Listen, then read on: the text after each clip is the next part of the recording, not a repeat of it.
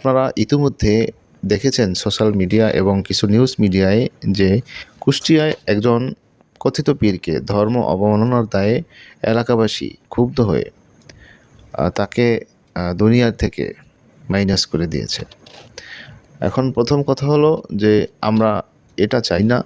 যে মানুষ আইন হাতে তুলে নিক, আর এটা যেমন চাই না, পাশাপাশি এটাও চাই না যে এই ধর্ম অবমাননার এই বিষয়টা একেবারে শিথিল অবস্থায় থাকুক। কারণ হলো, যখন আপনি ধর্ম অবমাননা এটা মামুলি বিষয় মনে করবেন বা সেভাবে রেখে দেবেন, এর কোনো কার্যকারী আইন প্রয়োগ হয় এমন কোনো ব্যবস্থা আপনি বাস্তবিকভাবে দৃশ্যমানভাবে নেবেন না, তখনই এই ধরনের আপনাদের ভাষায় মব,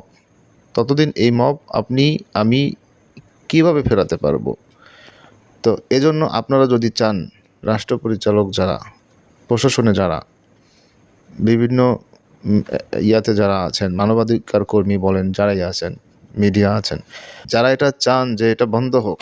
তার আগে এই আল্লাহর মনোনীত যে দিন, জীবন বিধান, ধর্ম তথা ইসলাম, আপনি এটার অবমাননা